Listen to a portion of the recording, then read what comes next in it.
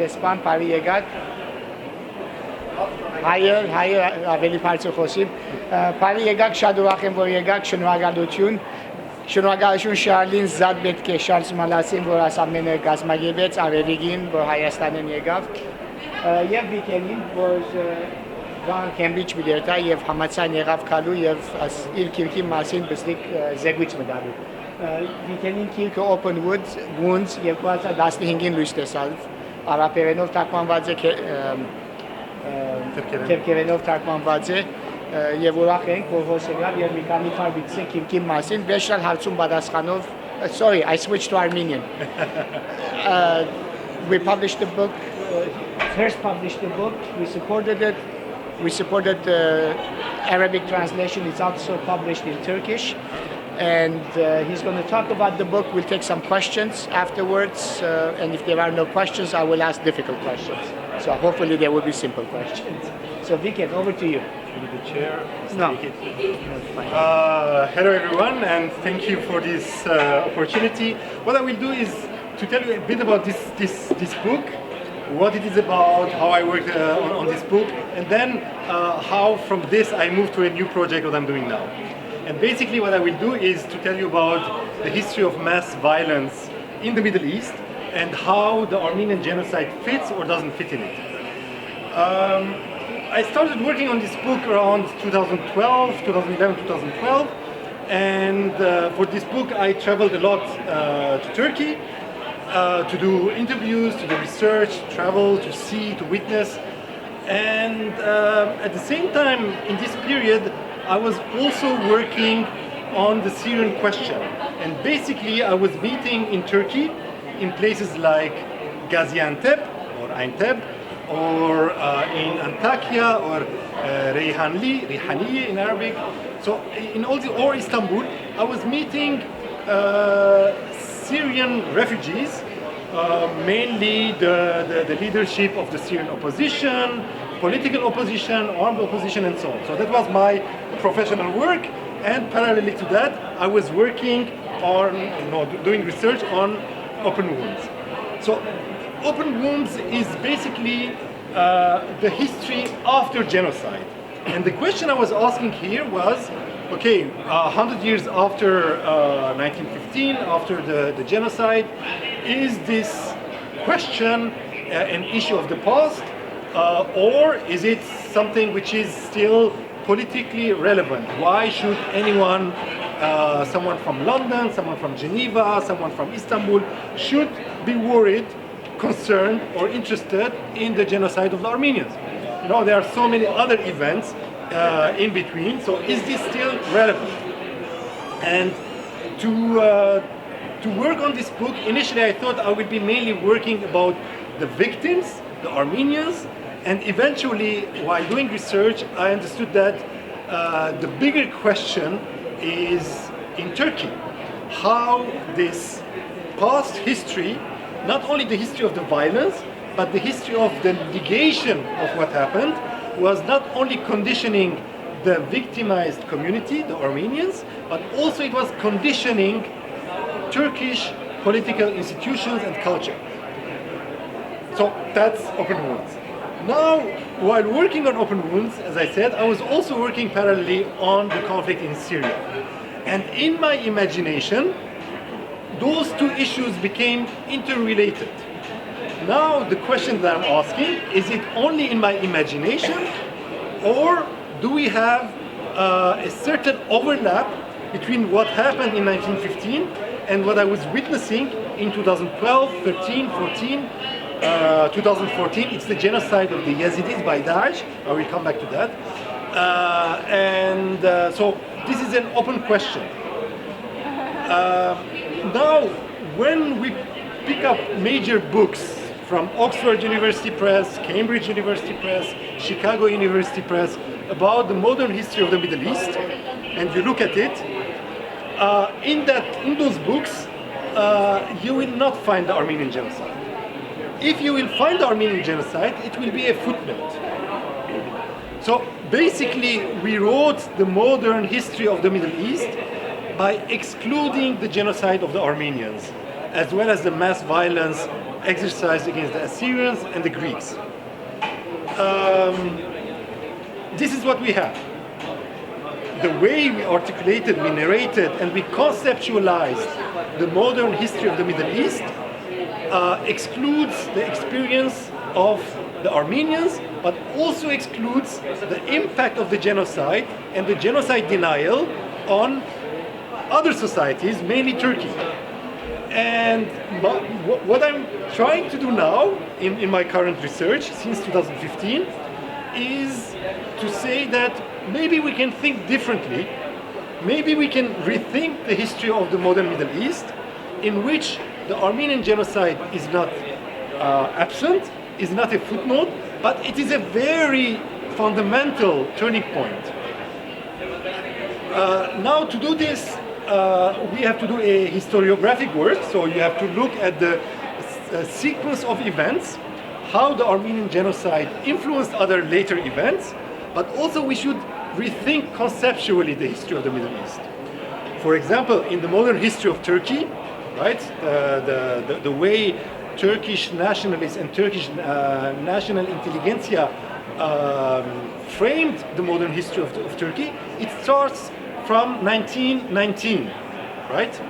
It starts from a very particular moment where Mustafa Kemal goes to Samsun, and then from there he leads the national movement, the national resistance against the British, the French, mainly against the Armenians, okay? And of course, if we choose to narrate and frame history from modern history of Turkey from 1919 on, then it's a history of great victories. So it's a very epic history. And this is what the mainstream historiography in Turkey does. This is how the modern history is framed. The only problem is that there we are excluding a number of other events. We can also choose to start the modern history of Turkey or Middle East from 1914. And then, if we choose this starting point, then the modern history of Turkey and the Middle East is not epic, is not full of victories. On the contrary, it is the result of a choice taken by the Ittihadist leadership to join the European Civil War, which was the First World War, and by joining, they destroyed the empire and they lost half the territories of the empire. So you see, the choices we make in how to conceptualize and how to narrate, conditions the results we are giving. Now, as I said, when we look at contemporary Middle East, in Syria, in Iraq, and elsewhere, we have a major problem: the problem of mass violence. The way the events in Syria developed from 2011 on, they are very problematic. And the way we have written the history of the Middle East does not help us to explain how come that Syrians against Syrians use such mass violence. How come the Syrian army crushes popular movement, demonstrations, and the rebellion of other Syrians by tanks, by artillery, by missiles, by airplanes, and by chemical weapons? The kind of mass violence that we witness in Syria is not something normal, and we should not narrate it as if it's something normal. It is a huge problem, and we should problematize it. The only problem is that we do not know how to conceptualize this mass violence in Syria, and we don't know what kind of past this contemporary history of mass violence in Syria has. I give another example, which is the Yazidi Kurds, and the way Daesh used mass violence against them. Again, if we look at the way ISIS, Daesh, attacked Yazidis, we have a pattern that those of you who know the history of the Armenians will ring a bell.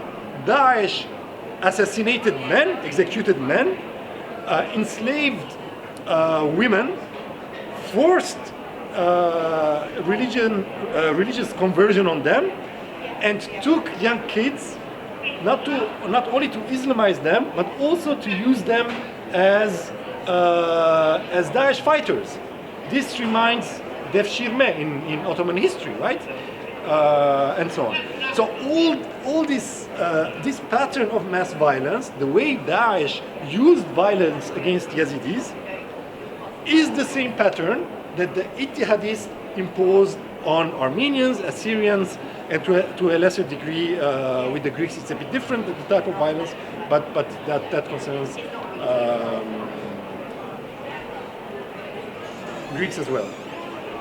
The last point afterwards, we can have a discussion.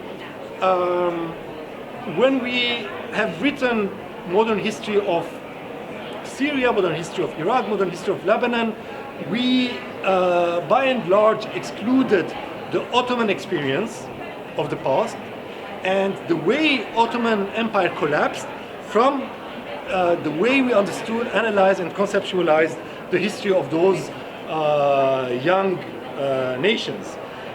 What we did, as I said, is first to exclude the Ottoman period and exclude the First World War. The First World War is such a traumatic event that up to today in the Middle East, we have difficulties dealing with this period. Even more than 100 years later, we still have difficulties to address what happened during the First World War. The changes were so violent and so massive that still intellectually we have not absorbed all that. And me, I think there's continuity between the First World War, the Armenian experience, and mass violence we are witnessing today in those countries. And here, I don't have a coherent answer yet. It's work in progress, but I will just conclude by mentioning this thing. The institution that realized the deportations and massacres in 1915 was the secret organization, Tashkilat Makhsusa, but also the Ottoman army. The Ottoman army, later on, after 1920, was the backbone for the creation of the modern state of Turkey, right? Mustafa Kemal himself was an Ottoman officer, and this is the institution around which the modern state was structured, but also that of Iraq and Syria. The military played key role in the emergence of those states. Now, in the case of Syria, those of you who know Syria, or those of you who come from Syria or Lebanon, probably you have heard the name Yusuf al-Azmi. Does it ring a bell? He was the first defense minister of Syria under Prince Faisal, and he is celebrated as a hero because he led Syrian forces, 5,000 soldiers, to resist the French at the Battle of Maysalun. So he is celebrated as the hero of the Arab nation, the hero of Syria. The only problem is that we don't know much about Yusuf al-Azmi. And probably what we know points to the fact that Yusuf al-Azmi did not think about himself as a Syrian nationalist, nor as an Arab nationalist. Yusuf al-Azmi was a typical Ottoman army officer. And Yusuf al-Azmi was very close to Enver Pasha. And we know that during the war period, he was with Enver very closely in 1916 and 1917, and he was in Eastern Anatolia. Now, I've looked at the American University of Beirut at all the books about Yusuf al-Azmi possible, and we have a lot about him before the First World War, and we have a lot about the Battle of Maysalun. We don't know what Yusuf al-Azmi did during the First World War. Thank you very much for your attention.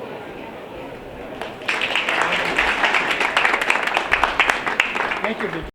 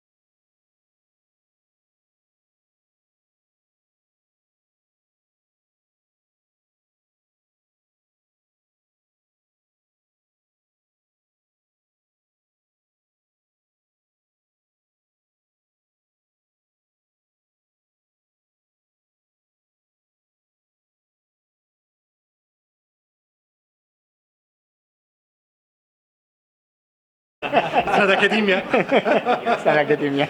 So and I also don't want to stay behind. I think the fight against denialism is done. We don't need to be there. I mean, we don't need to be pinned down. I mean, it's not interesting. I think we have something to say, and we have something to say not for us. I think we have something to say for the Yazidis. We have something to say for the Syrians. We have something to say for the Turks. I don't think that the lost lives and the lost civilizations, the street civilization, will come back. I don't think so. But at least we can learn from that. And what we are doing now, look at the Middle East. We are in self-destruction for more than 100 years.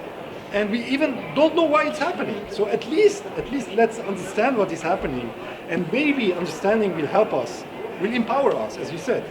And so this is one thing. The other thing is that this is amazing. It's an amazing subject, and no one worked on that. So you can really build a career on that. If you're a young scholar, I mean, come on, there's so much material to think about. I mean, you can take the whole history of the Middle East, turn it upside down, and look from different dimensions. And it's so exciting. For the sake of knowledge, for the sake of curiosity. Yes, Susan. I'd just like to add to that, because I think that there's another reason why, in addition to the wonderful work by the Jewish historians and anthropologists. Speak up. So I think that there's another aspect to this, in addition to what Ara was just saying, and that the Europeans see and the Americans see what's going on in the Ukraine as, for example, we have a great example right now, as on their doorstep, important to them. And the same with the Germans. It's like much more scary that these people are like us. I'm like pointing myself, but like Europeans. And that makes it a different subject. It makes many more people interested in it, more afraid of it, and brings a lot more people in. On the other hand, Armenians have tended to write only about themselves and their own experience of it, rather than reaching out and doing exactly what you're doing, connecting us with other examples. Why are we only compared with ourselves, basically? Or why do we only make connections with other Armenians in other places? We have to be part of this bigger picture, which is what you've been saying in your wonderful talk. But I think there are people like Osman Koker who have tried very hard to show how Armenians were integrated and had connections with everybody economically, socially, and so on, in a visual way. We can do much more in a variety of ways, not just academic tomes that nobody will read except our academic friends. But I think there's just so much more we can do, but we have to start by seeing ourselves as part of the world and not just alone. It's the same thing with the Ukrainians right now. And I just, as he asked you, if you have any ideas, And me, I think we all understand why Armenians were so much kind of, I would say, defensive, right? When you go through such an experience. I mean, what happened in 1915 was, we know that it starts with April 24, right? In Istanbul, they arrest all the Armenian intelligentsia. And the same thing happened in every single town and city where there was Armenian community. First, the intelligentsia was beheaded. So yeah, it took decades to rebuild, and maybe up to now we didn't survive this shock, even 100 years later. And then the denial or the indifference, so that made Armenians very defensive, made them say, listen to me, I have something to tell you, and no one was there to listen to us. But me, my impression is that, especially after the changes within Turkey in the 1990s, the emergence of the phenomenon of rendering, there it is on cover. The publication like Agos, like Aras, the fact that someone like Taner Akçam, a non-Armenian, even a Turk, starts writing about the Armenian genocide. I think this changed. I mean, eventually, for 80 years, there was no real intellectual friendship between an Armenian intellectual and a Turkish intellectual. And this was possible thanks to someone like Taner Akçam. Can you imagine? I mean, the depth of destruction the Young Turks imposed on these communities.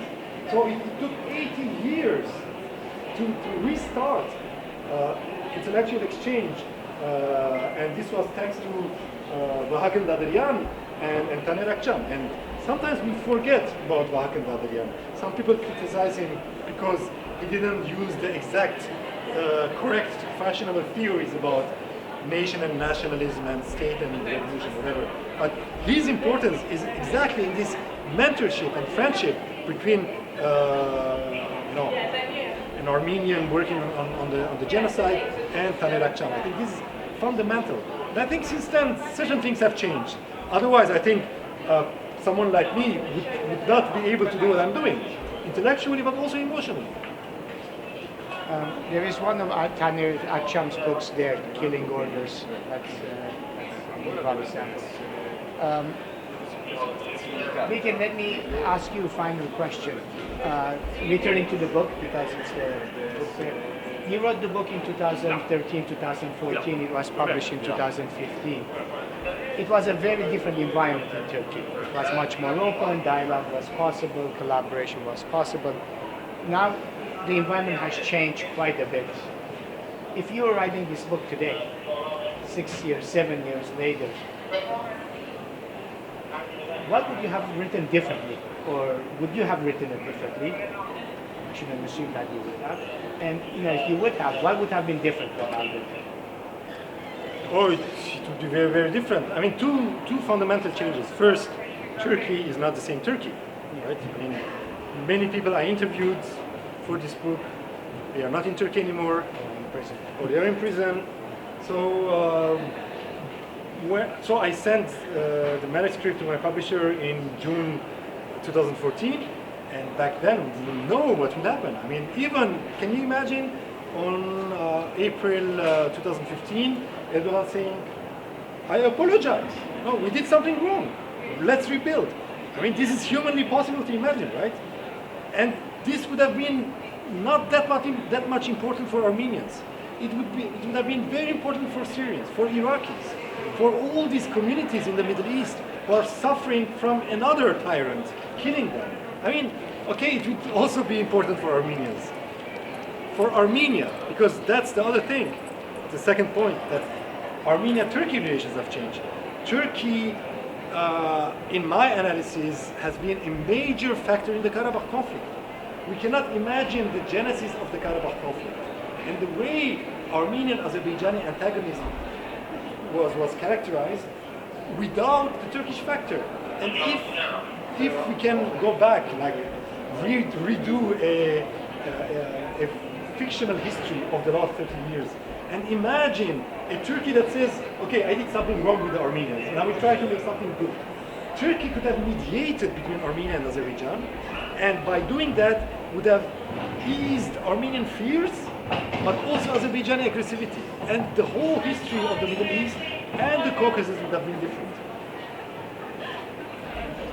All right, before I end, before I thank Vicken and everyone, let me just take 1 minute to introduce the actual pavilion to you, because it's the Armenian Book Pavilion. Here we have Hamaskain Publications, an Armenian Cultural Association. Gomidas Institute's books are here with Ara, and Gomidas's work, a lot of it is on the 1915, the genocide, its effects. Here we have the Gulbenkian Foundation, the sponsors books. Gulbenkian Foundation is not a publisher, but we sponsor books in various languages on various subjects. It's also, the list is up there. We have the Armenian Institute back there, some of their publications, which is a London-based institution. And then there it's Ari Foundation and some of their books and publications represented by Arabic and Anna, who are there. So from Yerevan, from Armenia. So this is, I don't think I have forgotten anything. And then we have Charles Malas, who basically conceptualized and put things together. So thank you, specifically. So this is the pavilion. Thank you for coming. Then obviously we can stay, window, talk, look at the books. So thank you. And thank you, Vicken. Thank you.